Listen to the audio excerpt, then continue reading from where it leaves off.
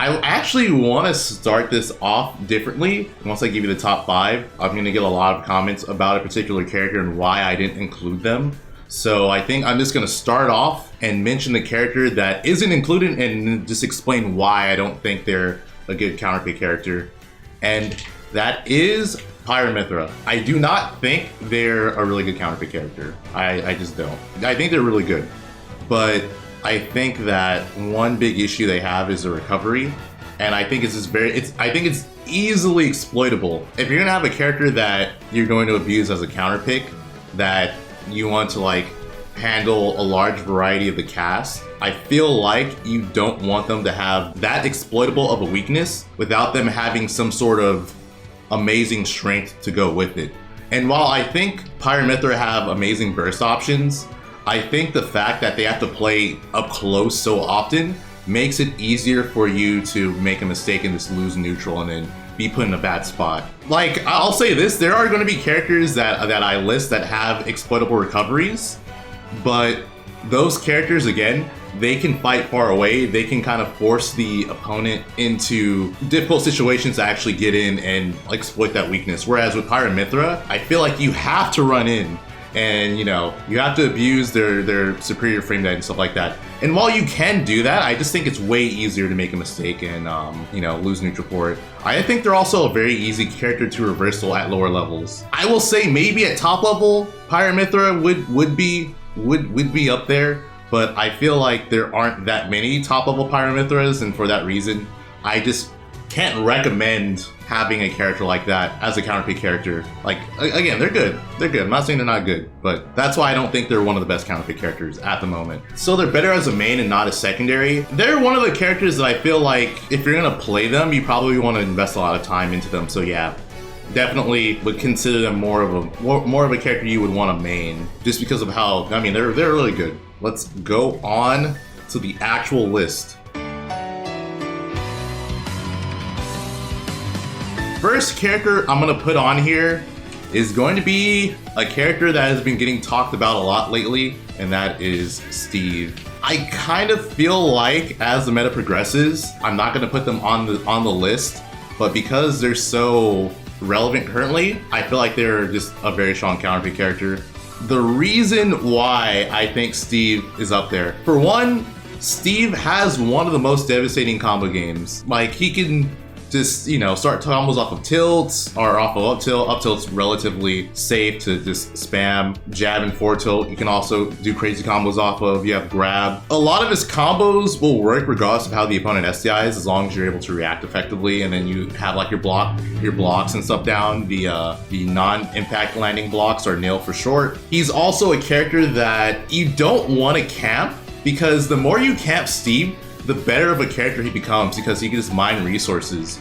So he kind of puts you in this awkward situation where if you just play keep away for too long, he just becomes a better character, because now he has Diamond. Diamond is so ridiculously strong that it's like its own comeback factor pretty much, or it makes Steve able to make insane comebacks. I've seen Steve's kill characters at like 40-60%. He has a pretty strong burst option with the minecart, especially when it's gold. Of course, block placements kind of help him with his keep away game and this, or make the opponent want to approach. The thing about blocks as well is that depending on how you place them and how the opponent approaches you, the opponent is going to be approaching like these awkward situations for them, which is really easy for Steve to exploit. I also think one of the biggest things that Steve players have at the moment is that people don't know the match that well. That's honestly one of the main reasons why I think he's such a strong counterpick character. There's just so many people who don't actually know how to counteract a lot of Steve stuff. Even if they do know how to counteract a specific thing, Steve has so many answers to the opponent counteracting them that once you would adapt to what they're doing, sometimes the opponent just doesn't know how to handle that, so they're screwed. Like I said before, I think as the meta progresses, I think Steve is going to be not as strong as a counterpick character, but as of now, I just think he's insanely strong. Maybe it's kind of a character that isn't used as much anymore because of the nerfs, but I truly believe Min Min is a ridiculous counterpick character. I think she's just insanely good versus slower characters that are, you know, like big body characters that having like a strong horizontal speed or some sort of speed to help them like close in on the opponent. The reason being, I mean, I feel like I shouldn't have to explain it, but her range is absolutely ridiculous. Throw out a single arm and be relatively safe, and then of course you have the added mix-up of throwing out your second arm. Something I will say a lot of people who pick up Min do poorly is they throw out their second arm too preemptively. A lot of times when you're playing Min, you want to be selective about how you throw out your second arm, because once you throw out your second arm, you're kind of like, you can't do much until like you retract back. Like that's, yeah, like right here. Like when I'm shielding, that's how much time I have until I can do something else. So you have to be kind of careful about that. If you're pretty much fighting a character that you feel like gets in and kind of annihilates you, and you think Min would make it super hard or just impossible for them to get in on you, she's hard counterpick them. So I guess a good example is just big body characters, Ridley, DK, Bowser, those type of characters. Probably even Kazuya, honestly. Although Kazuya is kind of special because he literally just hits you once and you could die. But I feel like it should be an insanely difficult matchup for him. Other thing about Min is that although she has a ridiculous keep away game, she also has pretty solid frame data up close. So her jab is pretty quick, solid up tilt. Up smash is fast, it's frame 8, I believe. Her up smash also reflects. It's pretty nuts. The other thing about Min, like one of the big factors is off stage, her 2-framing and edge guarding is insane. She can pretty much edge guard the opponent in such a non-committal way, but like cover so much range far off stage to where it should be relatively easy if you practice it enough. I think Min's biggest issue though is just getting juggled. It's not even up close. I think it's just getting juggled. I think she has a really difficult time landing. So if you don't like getting juggled, you probably aren't going to like Min, or if you don't deal with getting juggled well, you probably aren't gonna like Min. But yeah, that's why I think Min is a strong counter character. Next character. I feel like this shouldn't come as a surprise, just considering how relevant in the meta Rob is. He is an incredibly common character. He's really good, easy to pick up. He has just a lot of things that you can abuse. For one, strong zoning tools with gyro, the laser, a really big hitbox with neutral air. The way you play Rob, I feel like is just relatively easy to understand and pick up. He just does well against a lot of characters. He also has the crazy death combo with his gyro Z-drop nair into side B, which is just really good. And he's just diverse. Like you could play him far away, you could play him up close. Like he has crazy frame data up close with down tilt. Again, nair is really good. It's pretty safe on shield. As much as I don't like fighting Rob, I feel like he's just a really strong counterpick character. He's just good. Like the biggest flaw about him, I would say, and obviously it's also a meme, Rob is big. He is pretty easy to combo. Depending on the character you're fighting, he's easy to juggle. Highly recommend Rob if you're struggling in a lot of well, I can't say that. I can't say struggling in a lot of matchups, but I feel like a lot of matchups Rob does pretty well in. His disadvantage isn't that bad.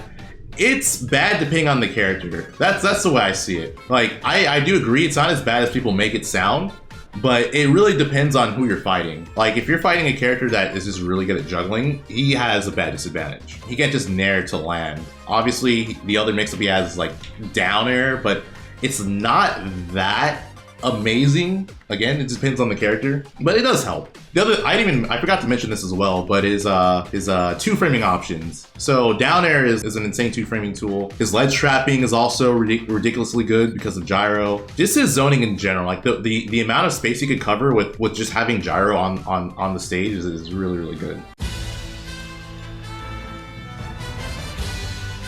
Palutena. What makes Paulo such a good counterpick character is that she has everything you would want in most matchups. She has a really good grab, even though it got nerfed, it's still really good. She has a good combo throw with down throw. She has a really easy comboing move with neutral air. It's really, what makes neutral air so good isn't that, well, it's two things. So the first one is that like, it combos into itself relatively easily.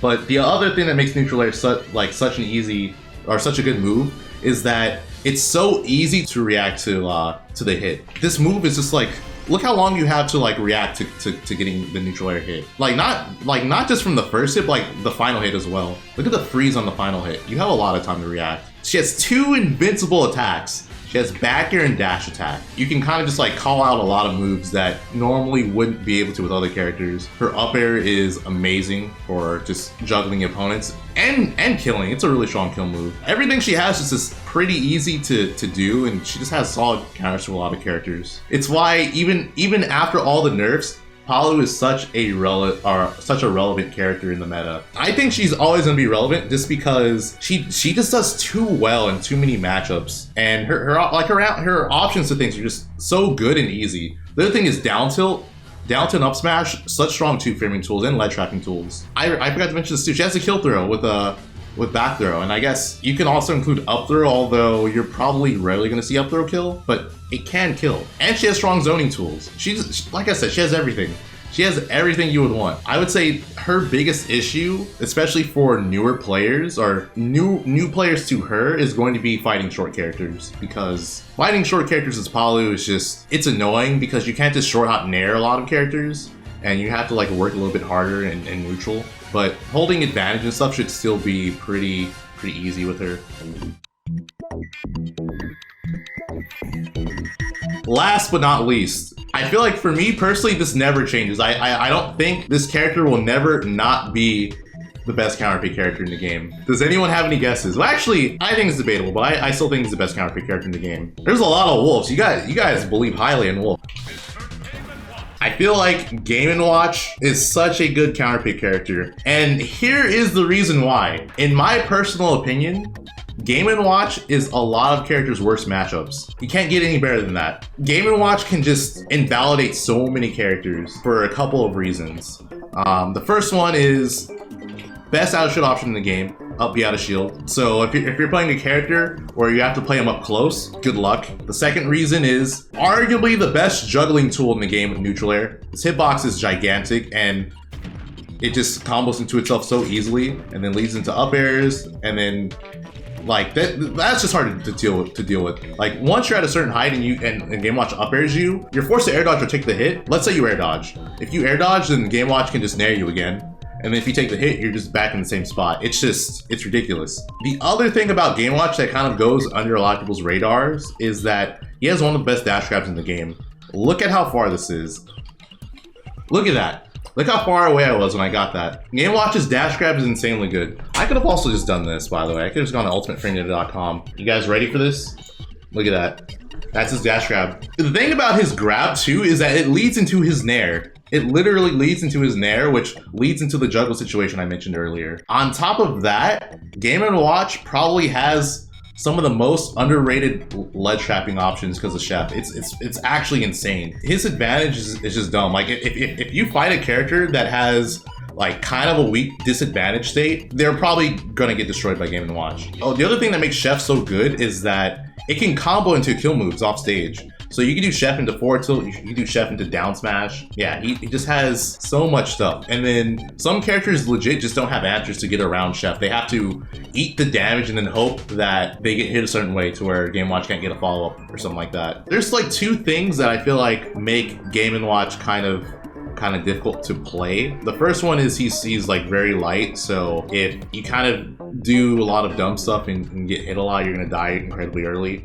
So you have to be really careful about how you play in disadvantage and stuff like that, or just in neutral. Like like I know there's like this thing where people say you can just spam with Game & Watch, and maybe at low levels that is true, but like once you're playing kind of good players, it doesn't work as well as you would think. And then the other thing is I actually think it can be hard to kill with Game & Watch.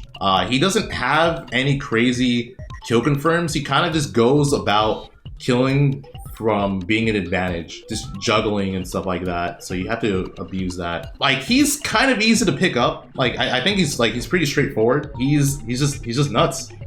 He's really good. But yeah, that's it. So let me know in the comments what you think about the characters I mentioned. Let me know if you think there's another character that is a better counterpick character than the ones I mentioned. And don't forget to like the video and subscribe if you're not yet subscribed. But yeah, that's it. So I'll see you in the next video.